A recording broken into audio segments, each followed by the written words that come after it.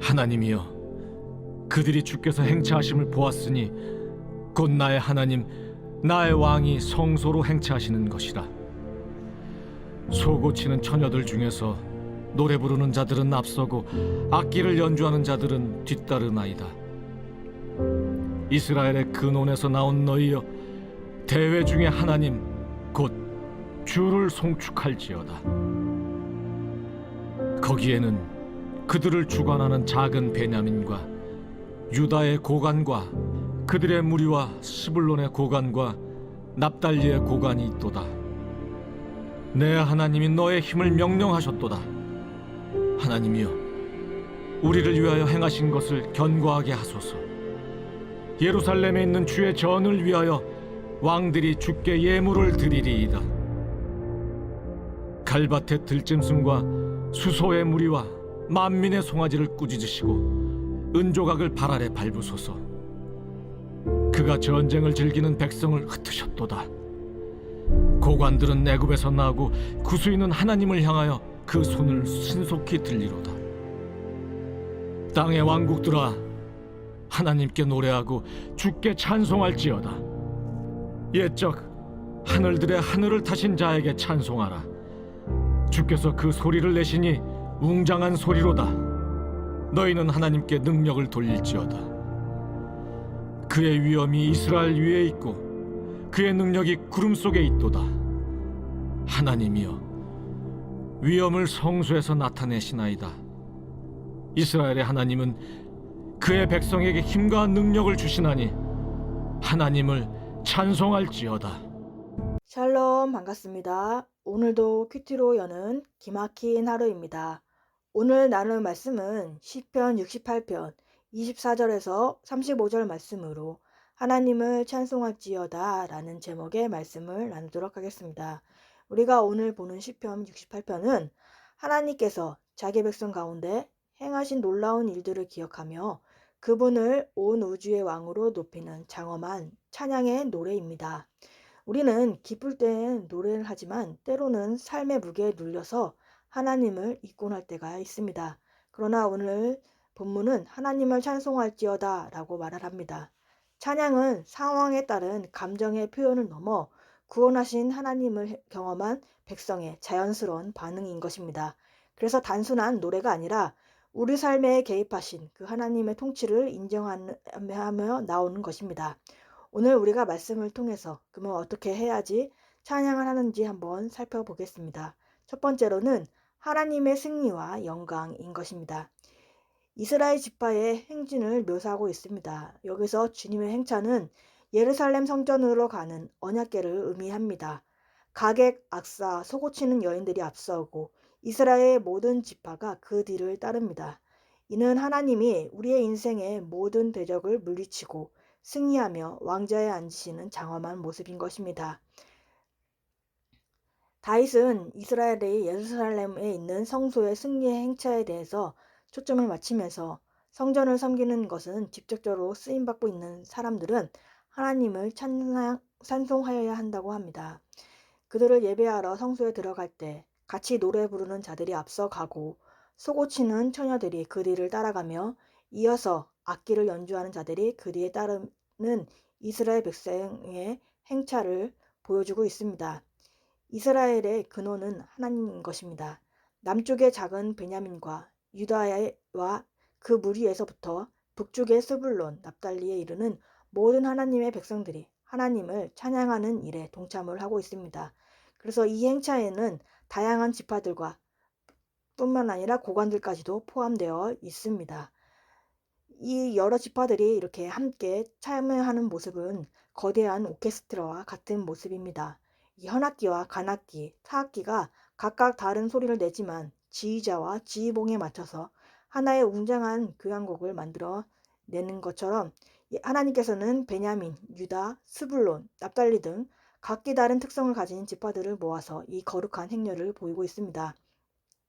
보네포는 공동체가 단순히 모이는 것을 넘어 서로의 노래가 하나로 합쳐질 때 하나님의 임재가 드러난다고 말합니다. 공동체 속에서 부르는 노래는 각자의 목소리가 아니라 하나된 몸으로서 하나님께 드리는 단 하나의 거대한 찬양이 되어야 한다고 합니다.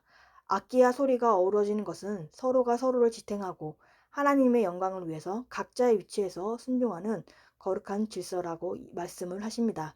그래서 예배는 특정한 사람만이 드리는 것이 아니라 모두가 함께 어우러져서 드리는 것입니다. 그래서 단순히 예배 시간에 찬송만 하고 말씀만 듣는 것이 아니라 구원의 왕이신 그 하나님을 따르는 행진에 참여하는 것이 되어야 합니다. 우리는 그 행진 속에서 한 사람이 되어서 우리를 구원하신 그 하나님께 감사하며 찬양을 해야 하는 것입니다. 작은 베냐민 지파부터 고관까지 모두가 하나님을 예배하도록 사용되어 왔습니다. 그러기에 하나님은 때로는 약하고 작은 사람들을 통해서도 그 놀라운 구원의 역사를 이루어 가고 있습니다. 그리하여서 우리 삶의 가운데서도 주님의 임재를 경험하며 찬양하는 삶을 살기를 바랍니다. 그리고 하나님을 따르는 그 행진에 모두 참여하여서 각자의 있는 상황 가운데서 주님을 찬양하기를 바랍니다. 적용 질문으로는 예배 가운데 임하시는 그 하나님을 어떻게 맞이하고 있습니까? 함께 어울리고 싶지 않은 사람이 있지는 않습니까?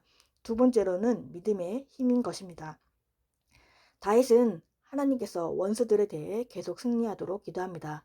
그는 내 하나님께서 내 힘을 명하셨도다. 우리를 위하여 행하신 것을 경고히 하소서라고 기도합니다. 내 하나님이 너의 힘을 명령하셨도다 라면서 하나님은 주의 백성의 힘이시며 능력인 것을 말씀하십니다. 즉 우리가 무슨 일을 이루었든지 또한 우리가 일을 이루기 위해서 어떤 힘을 가지고 있든지 그것은 모두 다 하나님의 능력과 은혜오고 하나님께서 명령하신 말씀에서 나오는 것입니다. 우리의 노력이 아니라 하나님 말씀 그 자체가 우리의 힘이 된다는 것입니다. 우리는 우리에게서 그런 일을 할 수 있는 힘을 주시고 또한 그리스도께서 우리 안에서 친히 일하시는 것을 겸손하게 감사해야 하는 것입니다. 그의 백성에게는 힘과 능력을 주시는 분이 이스라엘의 하나님이라면 우리는 그 하나님을 하여야 하는 것입니다. 모든 것이 하나님께로부터 나왔기에 모든 것이 하나님께로 돌아가야 하는 것입니다. 그들이 예루살렘으로부터 올 때 이방의 왕들이 곡물로 예물을 가져옵니다. 왕들이 하나님께 예물을 드리는 것은 하나님을 경배하는 것입니다. 그는 하나님께서 갈바세 들짐승으로 묘사된 애굽의 강력한 바로 왕을 꾸짖었을 것을 구합니다. 갈바세 들짐승과 수수의 무리와 만민의 송아지는 이방의 왕과 지도자들로 결국 하나님이 그들을 흩어버리는 것입니다. 애국과 구스는 이스라엘 적대 국가로 이들조차도 하나님께 경배를 합니다. 다윗은 모든 이방 나라에게 주님께 찬송하라고 합니다. 그는 위험에 찬 영광의 가운데 옛적 하나님의 하늘 타신 두려우신 하나님이시며 그는 절대적인 권위로 천둥처럼 웅장한 소리를 발하십니다. 참되고 유일하신 그 하나님께 찬양을 드려야 하는 것입니다. 이 다윗의 기도가 찬양으로 바꾼 이유는 하나님이 반드시 응답하실 것을 믿었기 때문입니다. 믿음의 사람은 환경이 변하기 전에 이미 승리의 노래를 부르게 되는 것입니다. 그래서 모든 회상을 마친 다음 모든 이방 당의 왕들에게 지금 하나님을 찬송하라고 촉구합니다. 그들의 찬송은 하나님께 영광을 돌리고 하나님의 위엄이 이스라엘에 있음을 인정하는 것입니다. 이방인들은 하나님의 백성으로서 이스라엘의 독특한 역할을 인정하며 하나님은 이스라엘 속에 자신의 성소를 두셨고 이스라엘에게 힘과 능력을 주시는 것입니다. 1970년 공산주의 정권 하에 에티오피아는 기독교인들에게 거대한 감옥과 같았습니다. 교회는 폐쇄되었고 믿음을 지키던 수많은 성도가 지하 감옥에 갇혀 고문과 굶주림을 당했습니다. 혹독한 박해 속에서 에티오피아 성도들은 오늘 시편 본문의 68편의 약속을 붙들었습니다. 감옥 안에서 매를 맞으면서도 울려 퍼진 그들의 찬양은 간수들을 감화시켰고 마침내 1991년 정권이 무너진 후 수십만 명이 광장에 모여 하나님을 향해 신속히 손을 들고 찬양을 했습니다. 구스는 하나님을 향하여 손을 신속히 들리라 라는 말씀이 믿음의 힘을 통해 실화가 된 것입니다. 수십 년의 고난을 뚫고 터져나온 이 찬양은 세상의 권력도 하나님의 통치를 막을 수 없음을 선포하는 승리의 기록이 되는 것입니다. 세상의 권력과 환경이 우리를 억누를 때 하나님이 주시는 그 힘으로 손을 드십시오. 우리의 찬양이 대적을 꾸짖는 하나님의 도구가 되는 것입니다. 우리는 하나님의 말씀을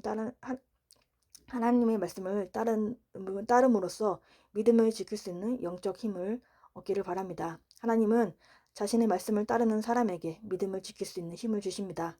그 하나님께서 받은 그 힘을 통해서 우리는 직장에서, 관계에서, 예배에서도 기쁘게 감당할 수 있게 되는 것입니다. 하나님은 우리나라와 교회에만 머무르지 않고 전 세계 모든 나라와 사람들과 함께하고 있습니다. 아직 혼란스럽고 어지러운 세상이지만 결국 하나님께서는 온 우주를 다스리는 것을 보게 될 것입니다. 하나님 나라의 백성으로서 우리는 오늘도 하나님을 믿고 따라가는 우리가 되기를 바랍니다. 적은 질문은 하나님이 주시는 그 믿음의 힘을 경험한 적이 있나요? 하나님을 믿고 예배의 기쁨을 회복하는 우리가 되기를 바랍니다. 4월 9일 보수상자입니다. 나의 죄, 집안의 죄의 고난을 드러내고 그것 때문에 내가 예수님 믿게 되었다고 고백할 수 있는 사람, 이런 사람이 좋은 배우자의 조건입니다. 기도하겠습니다. 하나님 아버지 감사합니다. 오늘도 말씀에 허락해 주심에 감사합니다. 하나님을 찬송한다는 말씀으로써 우리가 찬송할 수밖에 없는 이유를 알게 하셨습니다. 우리의 예배가 지금 어떠한 예배인지 생각하게 하여 주옵시고 구원의 왕이신 그 하나님을 따르는 행진에 참여하는 우리가 되게 하여 주옵소서. 형식적으로 드리는 예배가 되지 않고 온전히 하나님의 임재를 경험하는 우리의 예배가 되게 하여 주옵소서. 특정한 사람만이 드려지는 게 아니라 우리 모두가 함께 어우러져서 주님께 드려지는 예배가 되게 하여 주옵소서. 약하고 작은 우리를 통해서 하나님의 구원의 역사가 이루어지는 삶을 살기 원합니다. 하나님의 말씀을 따라서 믿음을 지키는 그 힘을 얻어서 살아가게 하여 주옵시고 그 힘으로써 우리가 직장에서, 관계에서, 예배에서 기쁨있게 감당하는 우리가 되기 원합니다. 믿음의 힘으로써 살아가는 우리가 되게 하여 주옵시고 하나님을 믿고 예배의 기쁨을 회복하는 우리 모두가 되게 하여 주옵소서. 다음 세대에게도 주님의 말씀이 임하게 하시고 말씀대로 믿고 살고 누리는 다음 세대들의 삶이 되게 하여 주옵소서. 우리에게 와락 프로젝트 가운데 주님께서 함께 하여 주옵시고 주님의 선하심으로 인도하여 주시옵소서. 오늘도 말씀으로 살아가는 하루가 되게 하시옵시고 주님의 은혜를 부어 주시옵소서. 예수 그리스도의 이름으로 기도합니다. 아멘.